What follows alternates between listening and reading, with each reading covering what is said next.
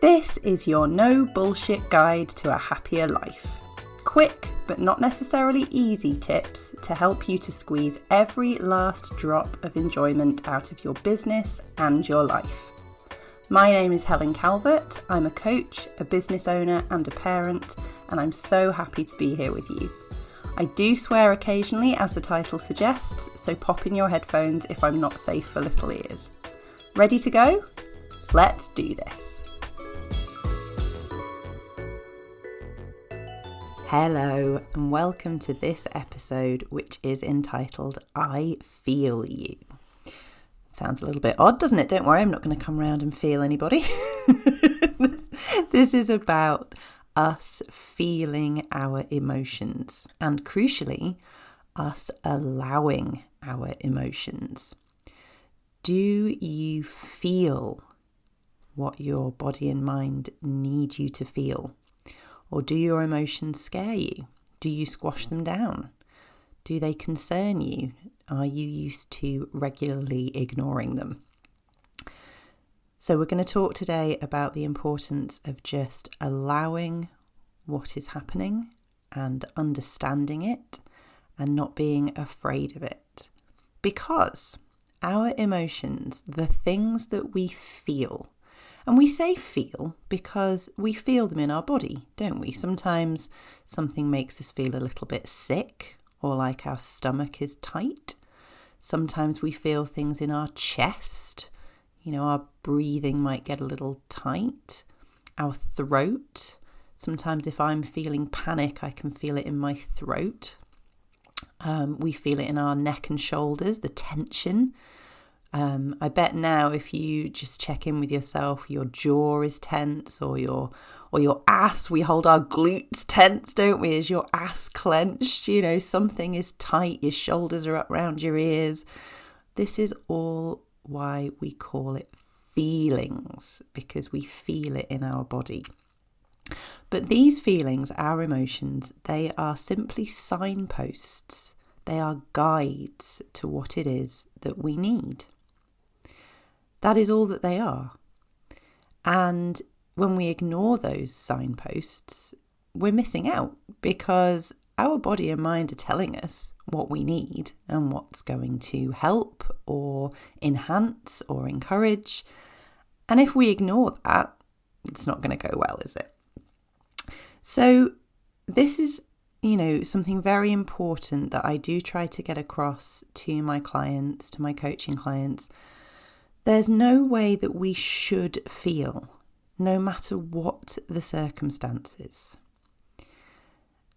We see people going through really difficult, challenging times, and sometimes they make it more challenging for themselves by worrying about how they should feel, which is crazy, really, because, as I say, our emotions are a guide to what we need.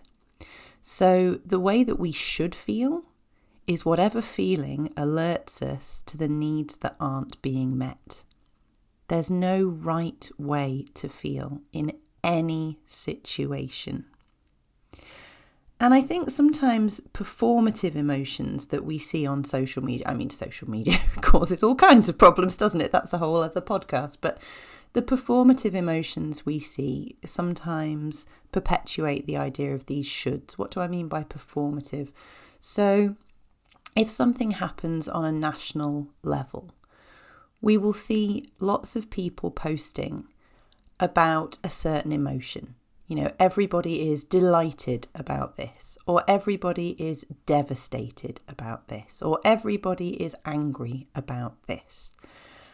And some of those people will genuinely feel that way. Other people are taking their cues and are going, oh, right, okay, we're supposed to feel sad about this. Right, I'll post about how sad I am.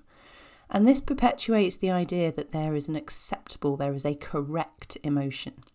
And if you're not feeling that way, there's something wrong. And it can be very isolating. And I know we saw that so much during the pandemic. If you were with a group of people who felt a certain way and you felt differently, that was very isolating. It could make you feel as though you didn't belong, as though your feelings weren't valid, they weren't seen. Very difficult.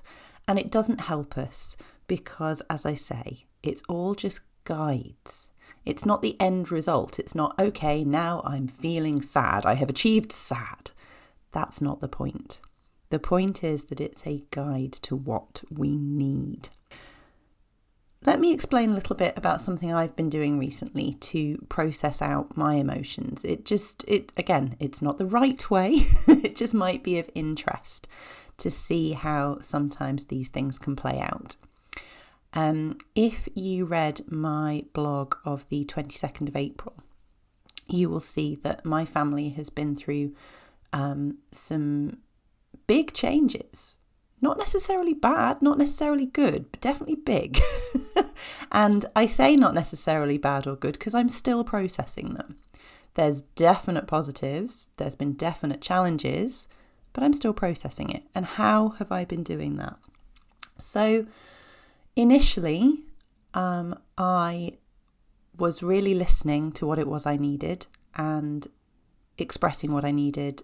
And fortunately, I have people around me who are willing to help me with what I needed.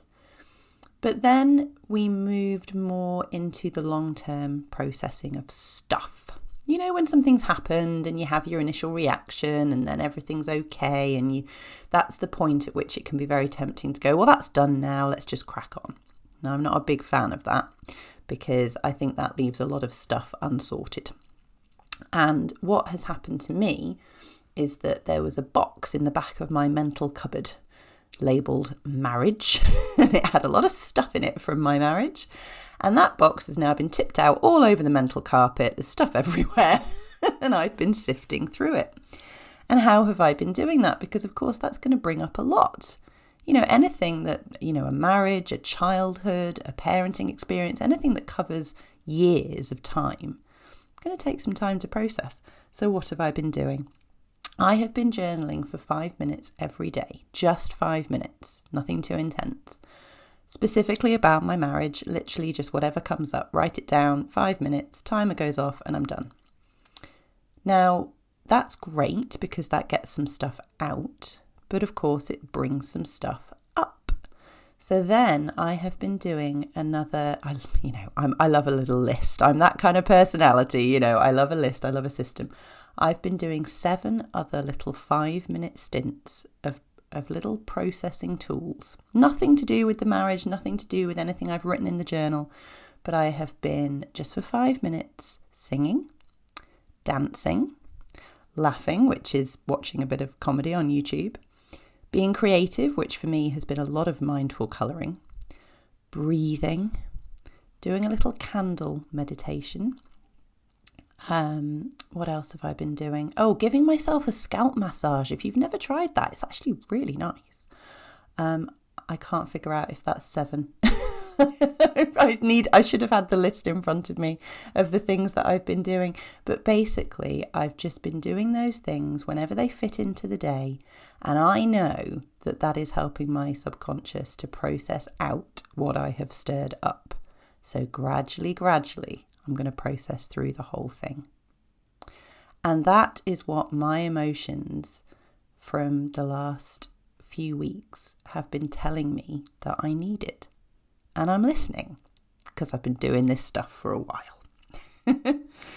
We don't need to be scared of our emotions. We just need to be mindful of our behaviours towards others. So if we're irritable, that's okay. And it's okay to express that. It's okay to stand in our kitchen and go, oh, for God's sake. But, we need to be mindful if we do that like at our children or if we throw a plate at our partner. That's the stuff we need to be mindful of. The expression, the behaviour towards others. The actual feelings are fine. All feelings are fine. I cannot express this enough. And of course, allowing our emotions and showing that all feelings are acceptable helps others in our lives to do the same, which can then be so healthy for everybody, for the household, for the family, for the friendship group, for the community, because then nobody is squashing down their stuff. So as I've been processing my stuff out, I haven't been making a big fuss of it to the children, but they know that I'm doing some things that help. because one day they're going to need to do the same, I'm sure. So our mindset block for this episode is good and bad emotions, right and wrong emotions. Anger is the one, isn't it? Especially for women. Yes, Helen, yes, I will feel my emotions. Not anger, though. That one's not acceptable, is it? Yes, it is. There's a lot to be angry about. And what happens to women especially, although I'm sure men have experienced this too, we feel anger. We don't feel like it's an emotion we're allowed. So we turn it inwards and it becomes self-loathing instead of us processing it out in a healthy way. Anything except sadness when we're grieving. People think that grief and sadness, or not even sadness, tears. People think that tears are grief. No. Grief is an absolute bastard mashup of so many emotions. Fear is a big percentage of grief.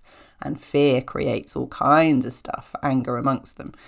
Grief is a really complicated experience of emotions. And anyone who thinks that the only acceptable way to grieve is to cry, no. Maybe you've never been through it, because that ain't grief.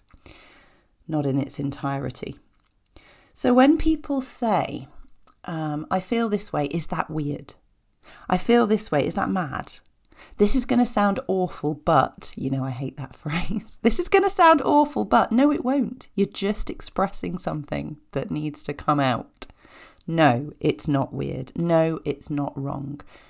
Most of the time when people say to me, this is going to sound weird, but I tend to stop them and say, no, it isn't. And I don't even care what you're about to say. It just won't, because there is never anything weird, mad, wrong, or awful about anything we feel. It's a signpost. It might feel strange, it might feel unusual, it might feel unexpected, but it's just a signpost. So what do we do when these emotions arise? Instead of squashing them or feeling guilty about them or ignoring them or whatever we usually do, let's start with feel it and observe. Oh, I can feel the irritation rising. Oh my goodness. Here I am. It's family Christmas. It's supposed to be joyful and magical, and I'm feeling irritated. I mean, no bloody surprise. Family Christmas. But you know what I mean. We should feel a certain way, but we feel something else coming up. So feel it, observe it, name it. So instead of, I don't want to really look at that. Wow, I'm feeling irritated. Ooh, that is the name, irritation.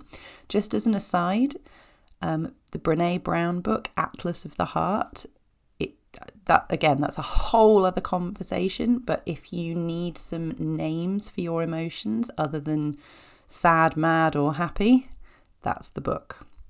But anyway, I digress. So name it. And then allow it. So I'm feeling irritated. I'm going to allow that. And you can express it, but as I say, it's about being mindful of how you express it to others. So when we squash things, we end up snapping. And oh God, I'd snapped at so-and-so. Yeah, that's because you were trying to squash it. Go into another room, go into the bathroom, clench your fists and shake them at the sky. Probably you can't make noise around other people, but you might be able to go into a bedroom and hit a pillow. Do something. Allow it. It's happening. And then we've allowed it. There it is. There's the irritation right there. Oh, it's right there. So what's the need? What is it I need? I need Uncle Bob to stop being racist for just 2 minutes would be nice. What is it? What's the need? Obviously, we can't control other people. So, okay, the need is I need to get some fresh air. I'm going to go for a quick walk around the block. Can't use the excuse of going to buy milk on Christmas Day because the shops are shut, but you know what I mean. Yeah, the need. I need to just go for a quick walk. I'm just going to take the dog out. I think one of the children needs a bit of fresh air. Meet that need, okay? The irritation was just a signpost that you need a break. So let's practice saying how we feel and what needs to happen. Now, we can't say that straight away. When we feel the irritation rise, we don't know what the need is. We need to allow it and then think about it. But once we've got it sorted in our heads, let's practice saying it to the people we know who can hear it and receive it. So, I feel angry because I need to have my perspective heard. I feel scared because this is a big change. I can't really find the joy until I've processed the grief. Just a few examples that came to mind as I was thinking about this episode, but something can happen and it could be wonderful, but you still feel angry because you don't feel your perspective has been heard. Or you're moving house and it's so exciting, but you need to express the fact that you're scared because change is scary. Or, your sister has had a baby, but you can't really find the joy until you've processed the grief that your birth was a shit show. Let's name it and express the need instead of saying, I feel awful because I feel bad about this, or this is making me angry, or I should feel this way, and squash. Turns out that's a difficult word to say 3 times in a row. So, what is happening? Feel it, observe it, name it. What needs to happen? What is this signposting to? What flag is this waving? What sign is this holding up? I need this. Remember all your processing tools, all the different things we talked about in series 2 of the podcast, different tools we can use, all the ones you know yourself. And as I mentioned briefly in this podcast, just a little bit of colouring, a little bit of breathing, a little bit of yoga, a little bit of dancing around. Doesn't have to be a lot. What are your little tools? And then look yourself in the eye, in the mirror, and say, I feel you. Let's practice allowing ourselves to feel. Until next time, be excessively kind to yourself no matter what you are feeling. And let's squeeze every last drop of joy out of life. Bye-bye. Thank you so much for listening.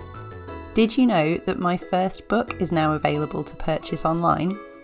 Check out the show notes for details of how to get your hands on a copy. If you enjoyed this episode, I'd be so grateful if you could leave me a review, and don't forget to subscribe so you know when new episodes are up.